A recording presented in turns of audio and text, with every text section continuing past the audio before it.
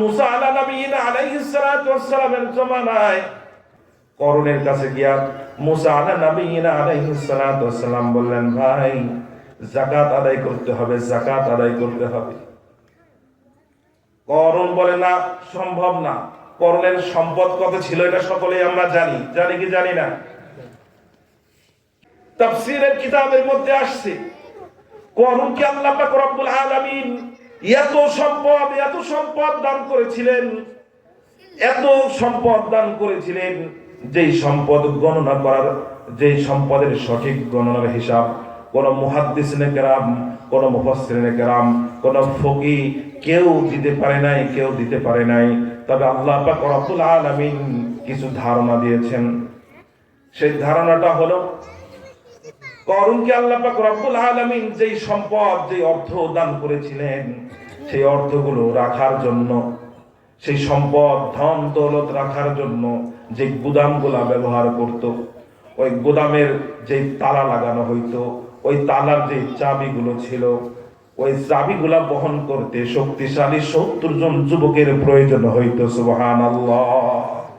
চিন্তা করে দেখেন, শুধু তালার চাবিগুলো বহন করতে 70 জন যুবকের প্রয়োজন হতো। গুদামের কতগুলো চাবি ছিল, কতগুলো তালা ছিল, কতগুলো গুদাম ছিল, কত অর্থ সম্পদ তার ছিল।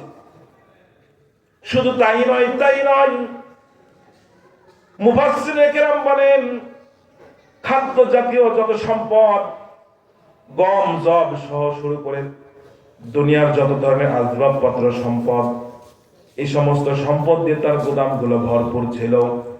পাশাপাশি কোন কোন গুদাম তার মণিমুক্তা, হীরা, এরকম ভাবে দামি দামি পাথর, স্বর্ণ অলংকার দ্বারা ভরপুর করা ছিল। মুসা আলাইহিস সালাম বললেন, ভাই কি করতে হবে? যাকাত দিতে হবে। কিন্তু করুণ বলল, না, এই এত সম্পদ, মালের 4 ভাগের 1 ভাগ যাকাত আদায় করা সম্ভব না। তখন করুণের কাছে গিয়ে কৌশল আনলো, বল, ভাই মুসা, করুণ মুসার কাছে গিয়ে বলল, ভাই মুসা, এত সম্পদের যাকাত আদায় করা আমার দ্বারা সম্ভব না, একটু কমায় দেওয়ার সুযোগ আছে কিনা দেখেন। অনেকে কিন্তু আমাদের সমাজে এমন আছে, স্ত্রীকে 3 তালাক দেন, রাগের ঠেলায়, জোশের ঠেলায় হুজুরের কাছে গিয়ে বলে, হুজুর একটু কমানোর বা জায়েজ করে দেওয়ার, একটু মোনাজাত দিয়া বা একটু শাসন করে মিলায় দেওয়ার ব্যবস্থা আছে কিনা।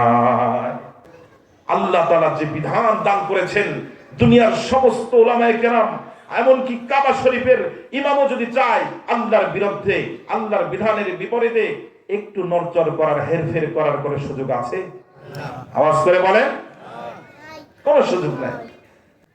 করুণ মুসাকে বলতেছে, ভাই একটু সিস্টেম করে কমায় দেওয়ার সুযোগ আছে কিনা, আমি কি এত যাকাত দিতে পারবো না।